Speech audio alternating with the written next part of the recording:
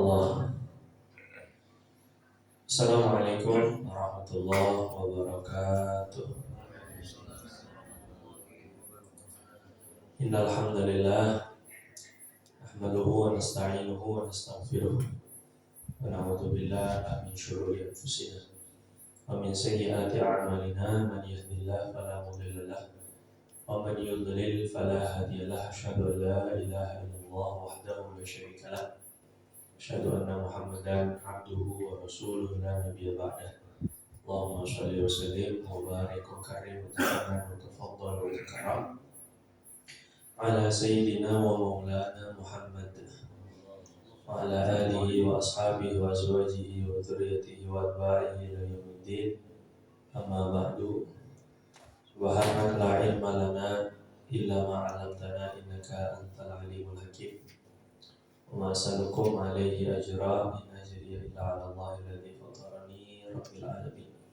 Rabbi yassir wa la tu'assir, Rabbi tamim bi khair. Sebelumnya kita awali kajian kita dengan pembacaan suratul Fatihah. Dengan niat Fatihah yang kita baca ini dihadiahkan untuk Rasulullah sallallahu alaihi wasallam, para nabi dan rasul, seluruh keluarga baginda, para sahabat, tabi'in, alim ulama, syuhada, orang-orang saleh, para wali-wali kekasih Allah, dengan harapan semoga Allah SWT kumpulkan kita bersama mereka nanti pada hari kiamat. Allah satukan kita dengan mereka dalam surganya Allah Firdaus yang tinggi, tanpa hisab, tanpa azab, tanpa fitnah. Juga Allah berikan pada kita, keluarga kita, keturunan kita barokah ilmu mereka, manfaat dunia akhirat ilmu mereka, juga syafaat mereka nanti pada hari kiamat. Allah jadikan kita mencintai mereka dan dicintai oleh orang soleh. Dan juga kita hadiahkan pahala Fatihah ini untuk almarhum, almarhumah, orang tua, kakek nenek, seluruh pasangan, keluarga, dan juga kaum muslimin wal muslimat, wabil khusus almarhumah Ibu Winarsi binti Mahmud. Ya Allah, semoga dengan Fatihah ini jadikan kuburnya taman di antara taman-taman surga. Tempatkan di dalam surgamu bersama para nabi, siddiqin, syuhada, orang-orang saleh. Ampuni dosa-dosanya, terima amal ibadahnya, temani dalam kuburnya dengan rahmatmu, dengan malaikat rahmatmu, serta berikan ketenangan dan kedamaian kepada keluarga yang ditinggalkan. Juga kita baca Fatihah ini, semoga Allah sembuhkan semua yang sedang sakit. Sakit zahir, sakit batin, sakit iman, sakit pikiran, sakit fisik. Semoga Allah angkat semua penyakitnya dengan kesehatan yang sempurna, sehat walafiat, umur yang barokah, ilmu yang manfaat dunia akhirat, rezeki yang lapang, barokah, manfaat dunia akhirat. Juga agar Allah Subhanahu wa taala terima amal ibadah kita, Allah ampuni dosa-dosa kita, dan ijabah doa-doa kita, dan Allah istiqomahkan kita hingga Allah jemput kita dalam keadaan husnul khatimah ala hadhihi niyat wa ala kulli niyatin shalihah wa ala ma nawaina wa ala ma nawa bi syekhuna wa waliduna wa aslafuna shalihun wa man awsana bid du'a ila hadratin nabi sallallahu alaihi wasallam wa ilaihim khususan al-Rahman Ibu Winarsi binti Mahmud. Alfi al-Fatihah. A'udzu billahi minasyaitonir rajim. Bismillahirrahmanirrahim. Alhamdulillahirabbil alamin. Arrahmanir rahim. Maliki yaumiddin. Iyyaka na'budu wa iyyaka nasta'in. Ihdinas siratal mustaqim. Siratal ladzina an'amta 'alaihim ghairil maghdubi 'alaihim waladdallin. Rabbi ighfir lana wa liwalidina wal mu'minin. Alhamdulillah, syukur kehadirat Allah Jalla wa Ala. Ini keren banget ini, bukunya udah ada halamannya. Semuanya udah ada halamannya. Ada juga ya? Alhamdulillah, Masya Allah, tempel-tempelan stiker, Masya Allah. Terima kasih, semoga manfaat, dan yang lebih penting adalah bagaimana buku ini bisa diamalkan untuk kehidupan kita. Sampai mana terakhir Bapak Ibu? Halaman 6. Sampai terakhir itu Allah masih beriman kepada Allah, tetap iman kepada Allah. Kita wajib meyakini bahwa Allah Subhanahu wa taala itu satu-satunya yang memenuhi kriteria sebagai Tuhan. Kriteria sebagai Tuhan menurut logika setiap manusia.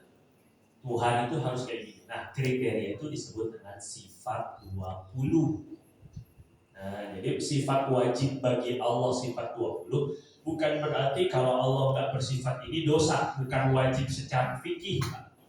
Kalau wajib secara fikih, kalau diamalin dapat pahala, kalau ditinggalin,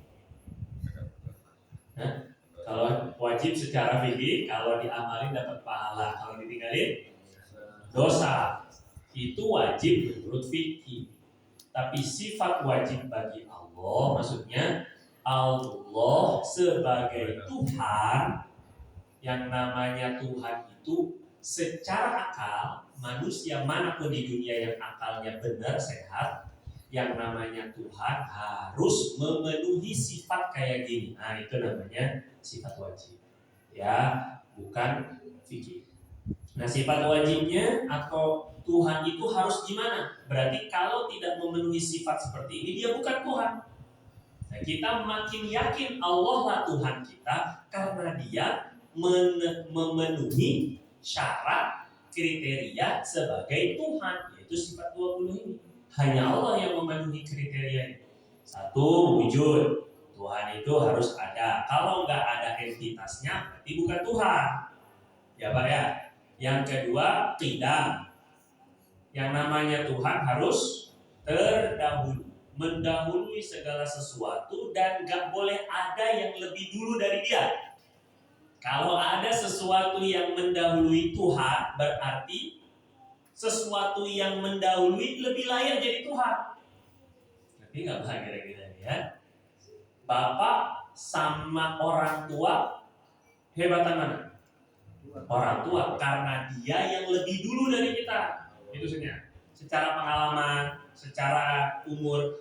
Maka nggak bisa Bapak mengaku sebagai Tuhan karena ada sebelum kita ada orang tua. Lebih layak orang tua kita jadi Tuhan. Seandainya yang namanya Tuhan itu nggak boleh didahului oleh sesuatu. Nanti kalau orang tua ngaku Tuhan, kakek nenek kita lebih layak jadi Tuhan karena dia lebih dulu lagi dari orang tua kita. Begitu seterusnya. Maka nggak ada yang cocok jadi Tuhan dengan sifat tidak ini selama dia masih jadi akibat sebab sesuatu. Yesus misalnya, Nabi Isa misalnya, kan lahir dari Siti Maryam, ya kan? Berarti mestinya yang lebih cocok jadi Tuhan bukan Yesus, bukan Nabi Isa dong, tapi Siti Maryam karena dia yang jadi sebab adanya Nabi Isa. Nanti Siti Maryam mau dipertuhankan, oh bapaknya namanya Imron, lebih layak jadi Tuhan bapaknya Siti Maryam lagi karena dia bisa menghasilkan Siti Maryam. Nah begitu seterusnya, maka nggak ada yang cocok semua jadi Tuhan. Nah itu namanya tidak. Yang namanya Tuhan nggak boleh ada sesuatu yang mendahului dia. Ya harus dia awal segala sesuatu. Itu namanya tidak. 3, bakok. Tuhan nggak boleh hilang. Tuhan nggak boleh mati, Tuhan nggak boleh rusak, Tuhan nggak boleh lenyap, kekal, infinity, boleh ya. Repako, Tuhan itu harus kekal, nggak ada matinya. Kalau pernah mati, kalau hilang, bukan Tuhan ya. Mudah ya, berarti kenal Tuhan gampang nggak Pak? Gampang nggak kenal Tuhan? Gampang. Cek aja mati nggak? Kalau mati, bukan Tuhan ini mah. Misalnya patung, ada yang menuhankan patung. Ini patung kira-kira bakal bonyok, bakal gompal gak sih? Patung. Ternyata gompal-gompal patungnya. Ini bukan Tuhan ini mah. Gampang aja sebenarnya. Gitu ya Pak ya. Terus mukhalafatul lil hawadits. Kemarin sih sampai sini ya? Enggak. Sekarang ini. Benar ini. Kemarin tidak. Kemarin hujan. Kemarin hujan yang datang 3 ya, 30.000 malaikatnya gitu. Mukhalafatul lil hawadisi artinya beda sama makhluk, beda sama ciptaan. Kalau dia masih sama berarti dia bukan Tuhan. Tuhan nggak boleh sama seperti yang diciptain. Kenapa? Karena kalau sama nanti ada rival, tuh, ada saingannya dong. Walaupun saingannya sedikit, gitu ya. Maka Tuhan itu harus berbeda, gitu Pak. Harus berbeda dari ciptaannya. Mukhalafatul lil hawaditsi berbeda dengan seluruh makhluk apapun. Pokoknya namanya Allah nggak ada sama-samanya. Apapun, dikit pun nggak ada yang sama Pak. Sebagian orang ada yang menggambarkan Tuhan itu palanya gede, badannya gede, duduk di singgasana, kakinya gede, tangannya banyak, pasti bukan Tuhan. Ada yang menggambar, pokoknya mau dirupa-rupai kayak apa, nggak ada yang sama. Sebagian ada yang menggambarkan Tuhan itu seperti cahaya. Cahaya, triliun. Ini Allah. Waduh, ini gawat ini. Nah, nganggap Tuhan seperti cahaya. Cahaya itu makhluk juga. Api itu makhluk juga, ciptaan. Api itu, cahaya juga ciptaan, foton kalau dalam fisika. Ya, jadi dia nggak sama. Tuhan itu bukan benda padat, bukan benda cair, bukan benda gas, bukan juga cahaya. Kalau mau ikut klasifikasi makhluk sesuai dengan fisika, dia bukan benda, bukan padat, bukan cair, bukan gas, bukan cahaya juga. Kalau dari dari tauhid, biasanya dari ilmu tauhid nih yang biasa dipelajarin, klasifikasi makhluk itu ada yang namanya jisim, ada yang namanya arad. Ini istilah aja Pak, nggak ngerti juga nggak apa-apa sih sebenarnya. Cuma saya kasih tahu aja. Kalau belajar tauhid biasanya di pondok-pondok itu ada yang namanya jisim, ada yang namanya arad. Jisim itu bentuk, arad itu sifat yang nempel di bentuk. Contoh, ini tembok, jisim. Keras, arad. Nanti ini tembok, jisim. Putih atau ini pink ya, pink, arad. Warna kayak bentuk kayak kekerasannya gimana, itu bedanya. Kita ini tubuh, jisim, lemah, kurus, gemuk, itu namanya arad. Jadi kalau arad itu sesuatu yang nggak bisa berdiri sendiri, dia harus nempel pada jisim. Itu arad nih, bahasa Arab nih, arad. Ini apaan sih? Ngaji apaan sih? Puyeng. Ya udah nggak usah paham juga nggak apa-apa sih Pak. Yang jelas Allah tuh bukan jisim, bukan arad. Nah itu maksudnya, ujungnya tuh gitu aja. Klasifikasi makhluk kalau ikut fisika tadi kan, padat, cair, gas, cahaya. Allah nggak kayak gitu semuanya. Paham nggak sampai sini? Ya. Kalau belajar tauhid biasanya bapak-bapak tuh akan diajarin kayak gini. Ada jisim, ada arad. Klasifikasi makhluk, yang namanya makhluk itu sekarang ini warna hitam. Hitam itu warna. Dia kan nggak, kalau dia nggak nempel pada sesuatu, dia nggak berbentuk kan. Nah itu namanya arad. Bersifat warnanya hitam. Makhluk bukan hitam itu. Bukan. Makhluk. Ciptaan juga. Lah kita menciptakan hitam kan dengan cat. Ngerti saya?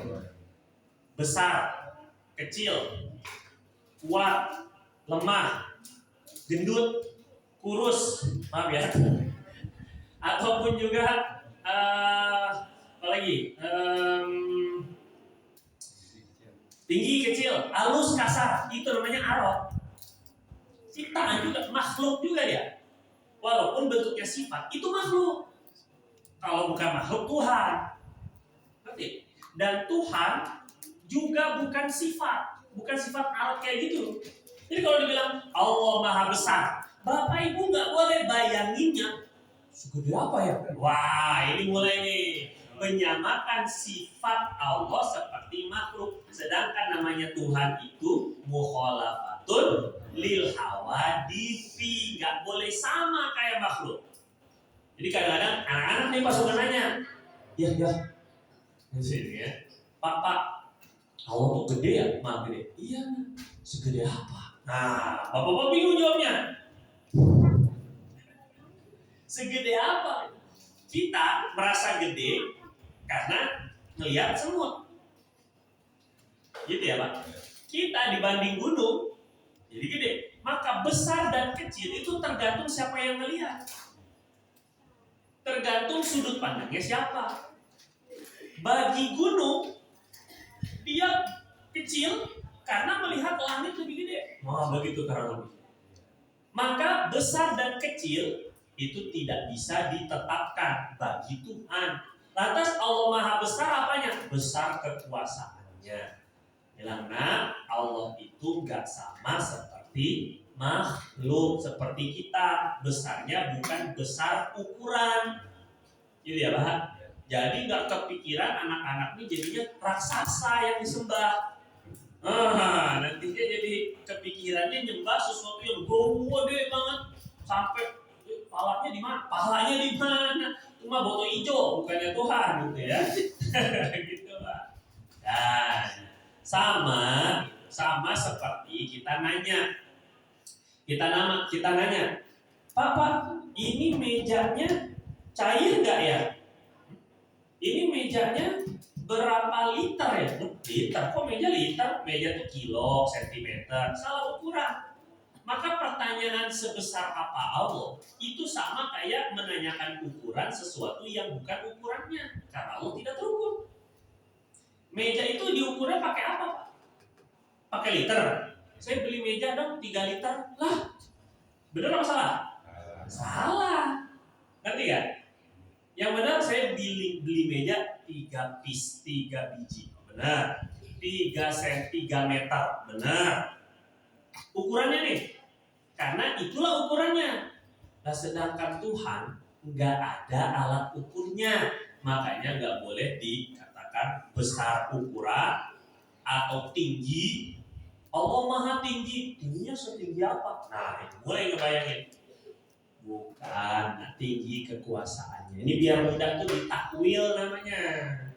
Bukan tinggi karena dia duduknya di arsy. Arsy itu di atas langit ke-7. Oh, tinggi banget ya. Nah, akhirnya Allah tuh di lantai keberapa ya kalau di gedung gitu kurang lebih. Ini menyamakan lagi sama makhluk. Ya. Makanya kalau ulama Ahlussunnah wal Jamaah itu tidak mengatakan tidak boleh meyakini, garis bawahi, tidak boleh meyakini Allah di langit. Meyakini nggak boleh, mengatakan boleh. Bedanya apa tuh? Kalau mengatakan seperti zohir Quran, Ar-Rahmanu 'alal 'arsy istawa. Ar-Rahman, Allah yang Maha Pengasih, beristawa di atas arsy. Istawa itu kalau secara bahasa artinya duduk, berdiam, kayak Bapak ini namanya istawa. Tapi kita nggak boleh bilang Allah duduk di atas arsy. Nah, itu menyamakan dengan mengatakannya menyesuaikan zohir ayat silakan, tapi meyakini Allah duduk di arsy, Allah bertempat di langit, itu sama dengan menyamakan Allah dengan makhluk. Bisa dibedakan nggak Pak? Kalau memperkatakannya nggak apa-apa, tapi tidak diyakini. Artinya hanya secara zahir kita maksudnya Allah Subhanahu Wa Taala beristawa di atas arsy, berkuasa di atas arsy. Kekuasaan Allah itu meliputi arsy. Bisa dibedakan nggak Pak? Meyakininya nggak boleh. Zat Allah tuh ada di langit, nggak boleh. Kalau nanti begitu, akhirnya Allah bertempat.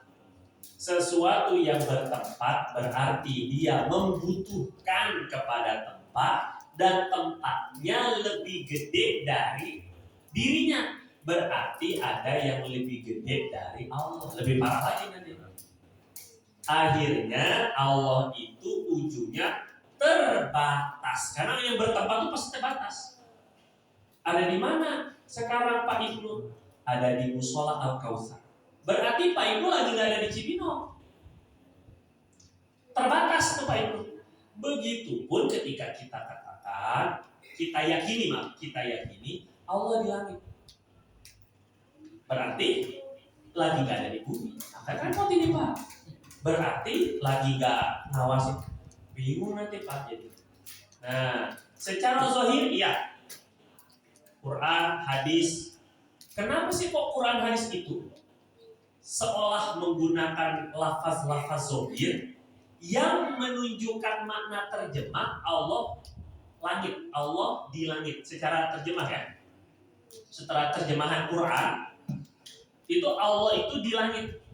Hadis begitu juga, banyak yang begitu.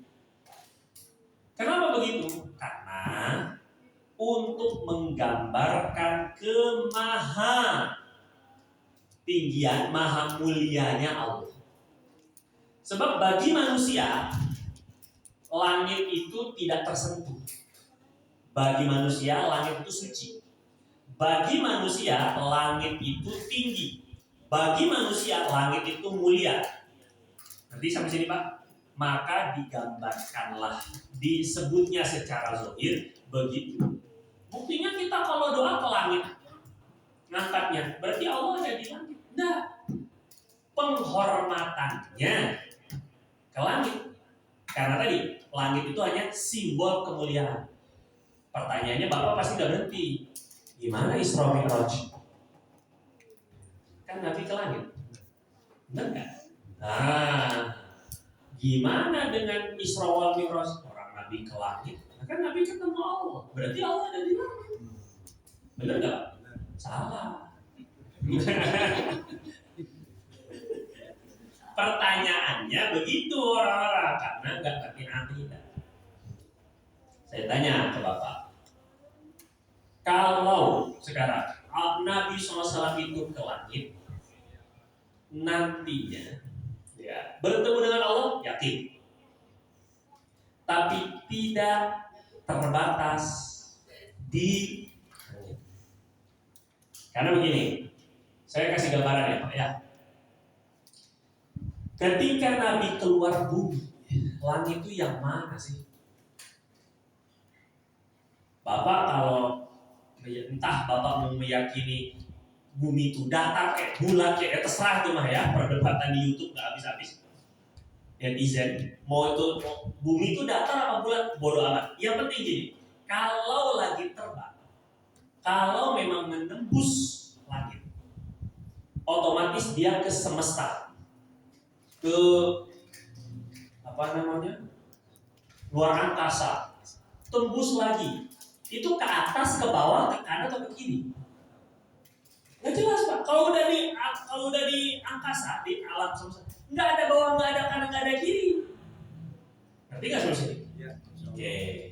Berarti dia nggak mesti ke atas, di atas nggak mesti kan?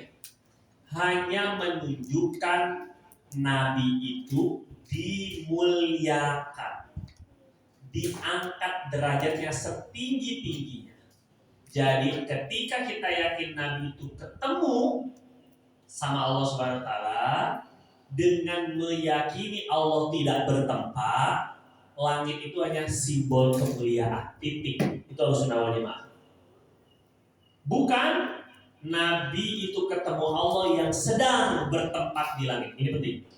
Bedanya tipis, sama kata ulama Ahlussunnah wal Jamaah, tinggal bilang gini doang, sama aja ketika Nabi Musa dipanggil oleh Allah ke Bukit Tursina. Dalam Quran Bapak baca deh surat Toha, surat ke-20, artinya terjemahannya. Surat Toha itu cerita Nabi Musa dipanggil sama Allah Subhanahu wa taala ke Bukit Tursina. Ya Pak, melihat seperti ada kobaran api, seperti ada cahaya. Bukan berarti Allah ngejogrok di Gunung Tursina. Berarti kosong dong langitnya. Nah, jadi begitu nanti. Itu simbol. Simbol aja Pak. Simbol Allah mengangkat derajatnya Nabi Musa. Tempatnya yang ditentukan adalah untuk bicara, untuk dialog itu di Bukit Tursina. Bukan Allahnya bertempat di Bukit Tursina, Pak. Bapak aja bisa teleponan bapaknya di mana, orangnya di mana. Apalagi Allah yang nggak terikat dengan di mana. Nah gitu loh Pak. Bisa nggak Pak solusi ini? Iya. Saya bisa aja dari London asik. Ngobrol sama Bapak di Nanggeran. Di mana London, di mana Nanggeran. Ya, saya memilih tempatnya Pak. Bapak datang ke Nanggeran, nanti saya ngobrol sama Bapak di sana. Sayanya di mana? Di Mekah. Manusianya bisa begitu. Enggak mesti sayanya harus di Nanggeran. Enggak bertempat. Apalagi Allah yang enggak boleh dibatasi dengan tempat gitu loh. Teknologi kita aja bisa. Ngerti nggak sih? Nah, maka Isra Mi'raj itu bukan merancukan akidah. Dia hanya untuk menunjukkan bahwa Allah Subhanahu wa taala mengangkat setinggi-tingginya derajat Rasulullah SAW sampai ke suatu tempat yang belum pernah tersentuh, terjamah oleh makhluk apapun, termasuk malaikat.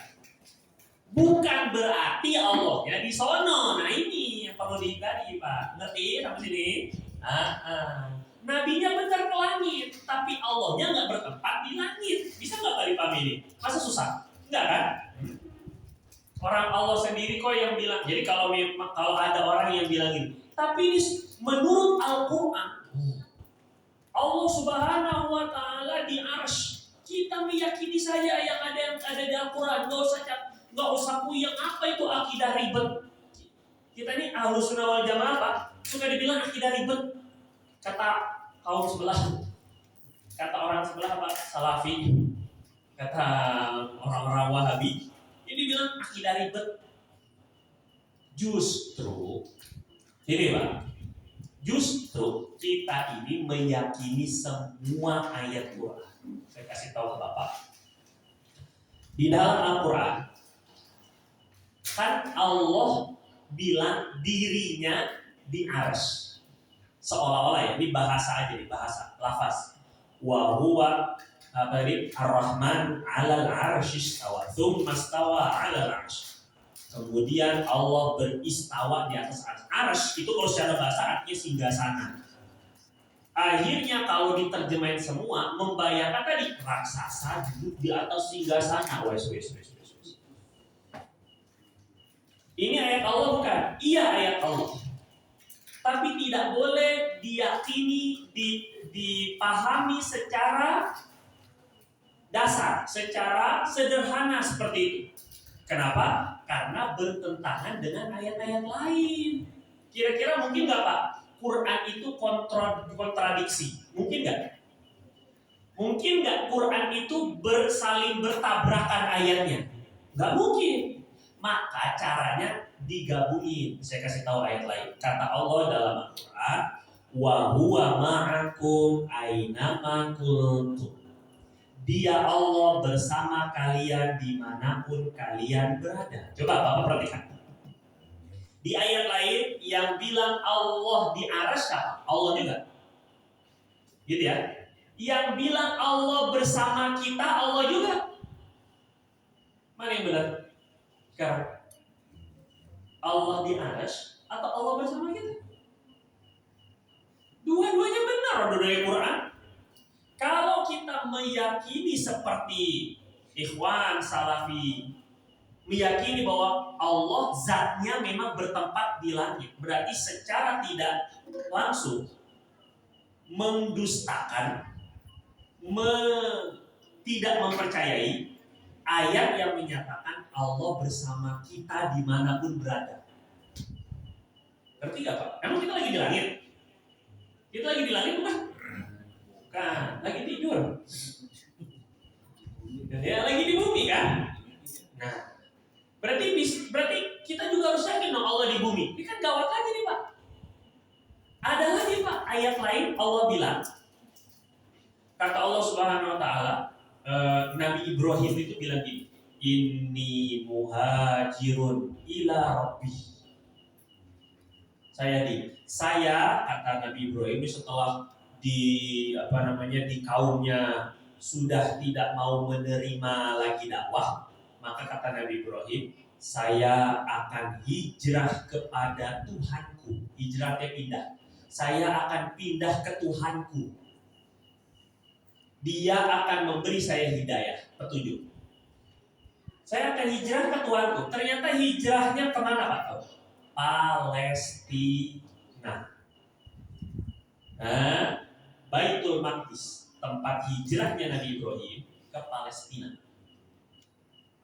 Pertanyaannya, bahasanya Nabi Ibrahim, saya pindah kepada Tuhanku. Apa Tuhanku ada di Palestina? Allah bertempat di Palestina dong. Berarti di Indonesia nggak ada dong. Coba ini lebih parah lagi. Kalau mau benar-benar cuman zohir ayatnya doang, nggak mau dipikirin dulu makna kandungan dalamnya. Yang bilang Allah di Arasy, Quran. Yang bilang Allah bersama kita, Quran. Yang bilang Allah di Palestina, Quran. Sama-sama Quran semua nih. Kenapa kok memaksa ataupun harus meyakini Quran yang mengatakan Allah di langit? Ya Quran juga yang mengatakan Allah bersama kita. Terus gimana? Oh enggak, yang bersama kita itu ditakwil, maknanya Allah itu mengetahui gerak-gerik kita. Itu kan namanya takwil juga. Sedangkan kita nggak boleh mentakwil di langit, itu maksudnya berkuasa di langit. Dia nggak boleh kita untuk mentakwil. Mentakwil itu mengalihkan makna. Yang tadinya Allah itu betul, ini kajian agak serius maaf ya Pak ya. Karena memang perlu sedetail ini kalau dalam akidah. Kalau enggak banyak orang itu iya ya, ikut-ikutan kajian sebelah, iya. Jadi kita meyakini aja udah Allah di langit. Nah, ini jadi salah akidah karena nggak mau mikir. Ada lagi Pak ayat Quran gini, wa nahnu aqrabu ilaihi min hablil warid. Kami lebih dekat dengan manusia daripada urat nadi. Coba, di mana Allah? Lebih dekat dari urat nadi. Berapa? Berarti di mana coba? Iya, dia tubuh dong berarti. Di bawahnya urat nadi dong, dekat tulang dong. Kan lebih parah lagi nih Pak nanti. Kalau semua mau pakai zohir ayat doang, yang bilang Allah di langit, Quran. Ini secara zohir. Yang bilang Allah bersama kita dimanapun berada, Quran. Yang Allah seperti yang bilang Allah itu ada di Palestina, Quran. Yang bilang Allah itu dekat dengan urat nadi, Quran juga. Berarti ada dalam tubuh kita masing-masing. Astagfirullahaladzim. Menyatu dengan Tuhan. Lebih parah lagi nih. Mulai nih. Sesat-sesatnya nih. Kafir-kafirnya jadi. Maknanya dari kesemua ayat ini semuanya Allah yang mau. Salah nggak Allah? Enggak. Kita yang salah paham. Artinya Ahlussunnah wal Jamaah bilang berarti semua ayat-ayat begini disebut ayat mutasyabihat. Maknanya itu samar, ya. Kita maknai sesuai dengan keagungan Allah. Laisa kamitslihi syai'un, enggak ada yang sama seperti Allah. Walam yakul lahu kufuwan ahad, enggak ada sesuatu yang sama seperti Allah. Kalau segala sesuatu ada tempatnya, Allah enggak boleh ada tempatnya. Itu maksudnya walam yakul lahu kufuwan ahad. Enggak ada sesuatu yang setara menyerupai dengan Allah. Kalau sesuatu itu ada waktunya, Allah enggak boleh terbatas dengan waktu. Ngerti enggak, Pak? Kalau segala sesuatu ada bentuknya, maka Tuhan Allah nggak boleh ada bentuknya. Sampai sini bisa paham Pak? Makanya ayat-ayat yang kayak gini nih, sama ulama Ahlussunnah wal Jamaah pilihannya dua. Ayat-ayat maksudnya seolah-olah Allah ada di tempat tertentu gitu ya. Itu pilihannya Bapak boleh dua. Dua-duanya akidahnya benar. Pertama, nggak usah pusing, pokoknya dibaca aja, nggak usah dimaknain. Ketika kita baca, kemudian Allah beristawa di atas arsy, nggak tahu mananya gimana. Udah, tuh Paham ya? Nah, itu namanya tafwid. Pokoknya maknanya nggak tahu maknanya gimana. Terserah Allah. Ketika kita baca, dan Allah bersama kalian dimanapun kalian berada. Kita nggak bilang Allah lagi sama saya zatnya. Ini saya Allah sebelah saya nih ya Allah sekarang lagi sama saya nih. Zatnya enggak. Pokoknya maknanya terserah Allah. Ini pertama. Baca doang, nggak usah dimanain. Ini akidah salafus saleh. Orang-orang terdahulu, para sahabat nggak mau terlalu dalam. Udah pokoknya begitu dah. Gitu doang. Ya. Yang kedua, ini akidah ulama Ahlussunnah wal Jamaah juga yang kedua, ditakwil. Jadi ada di tafwid, serahi maknanya semua ke Allah, ada di takwil. Takwil itu dialihin maknanya yang pas. Kalau Allah bilang ketika kemudian Allah beristawa di atas arsy, maksudnya Allah menguasai arsy. Allah menciptakan arsy. Ketika ada kata-kata dan Allah bersama kalian dimanapun berada, Allah juga yang ngomong ya, bukan tempat zatnya Allah, tapi bersama kalian pengetahuannya, rahmatnya, penjagaannya, itu yang takwil, bukan zatnya. Nanti biar ini lebih mudah bagi kita dan untuk menjawab anak-anak lebih mudah. Ketika Allah bilang Allah ada di Palestina, tadi Nabi Ibrahim bilang saya hijrah kepada Tuhanku, saya hijrah kepada Allah. Ternyata ke Palestina Allah. Bukan berarti Allah ada di sana, maksudnya daerah negeri yang diberkahi oleh Allah. Jadi ditakwil, dibelokin maknanya yang sesuai dengan keagungan Allah. Bisa dipahami nggak Mas sampai sini? Nah, ini belajar mukhalafatun lil hawaditi. Allah itu beda pokoknya sama makhluk. Apapun yang kita bayangkan tentang Allah, pasti Allah berbeda dengan bayangan kita. Enggak kayak gitu. Ada yang lagi zikir, Pak.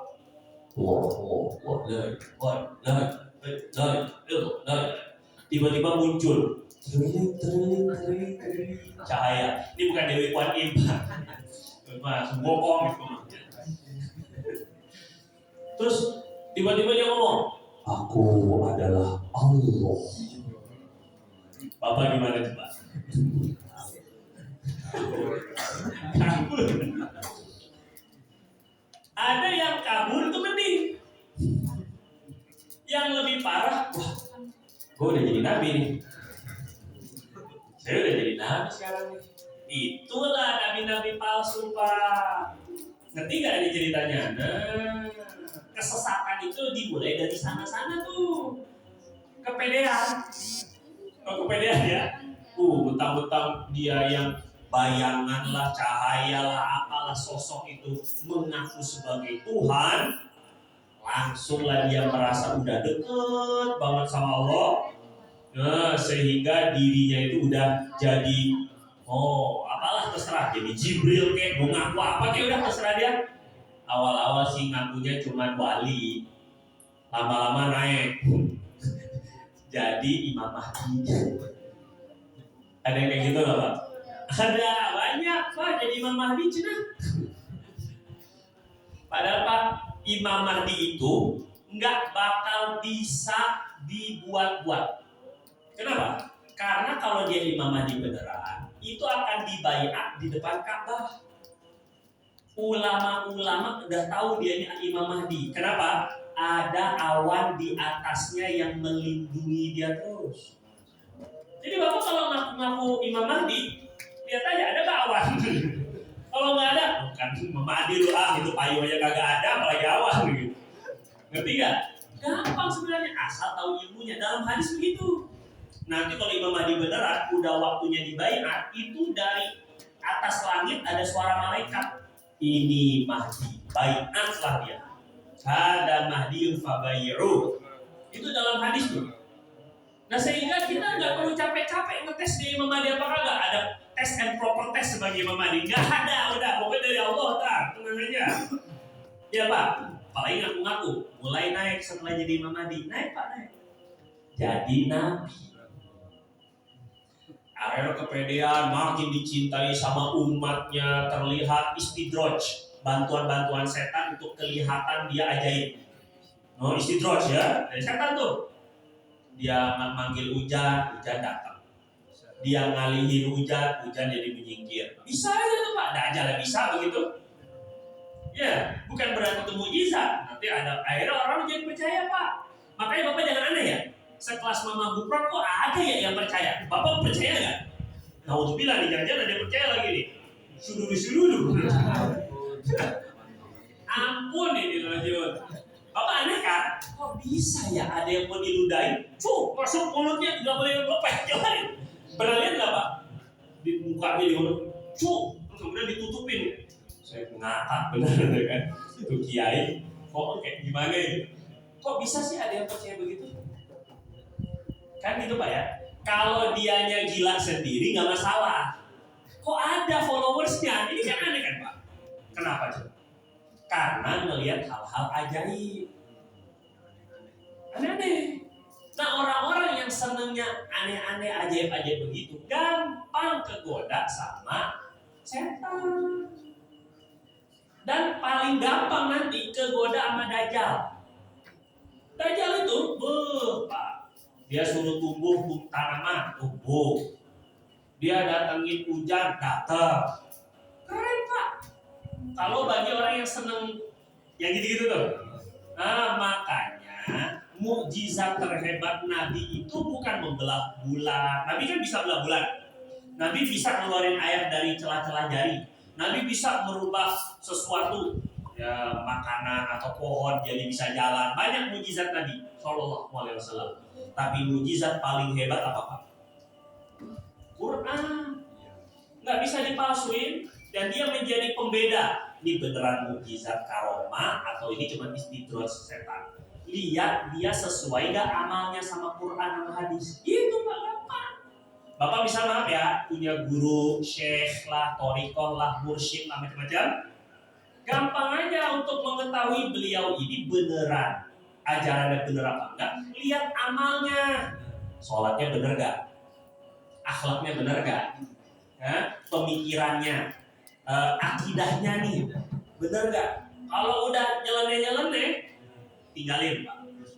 Bukan kita benci, bukan kita nggak husnuzon, bukan. Takutnya ketipu sama setan dari sana karena ngeliat yang aneh dianggapnya Masya Allah dia beneran Nabi nih punya mujizat. Naik level lagi nih Pak kayak Lia Edan jadi Jibril. Roh Kudus cenah. Masya Allah jadi Roh Kudus Pak, tinggal jadi Tuhan aja lagi terakhir. Subhanallah. Dari sana Pak, gara-gara tadi tidak mukhalafatul lil hawadisi. Ya, jelas ya Pak? Semoga Allah Subhanahu wa taala tidak ada yang sama dengan Allah dari segi apapun. Pokoknya dari sifat Allah enggak sama. Dari dari zat Allah enggak sama. Dari diri Allah enggak ada yang sama apapun. Ya, itu inti dari mukhalafatul lil hawadisi. Semoga Allah Subhanahu wa taala perkuat akidah kita dengan akidah yang benar, akidah ahlus sunnah wal jamaah sampai kita wafat berjumpa dengan Allah Subhanahu wa taala dengan husnul khotimah. Amin ya rabbal alamin. Akhir kalam saya minta maaf. Kita tutup dengan kafaratul majlis. Subhanakallahumma wa bihamdika asyhadu an la ilaha illa anta astaghfiruka wa atubu ilaik. Assalamualaikum warahmatullahi wabarakatuh. Dan dulu Pak.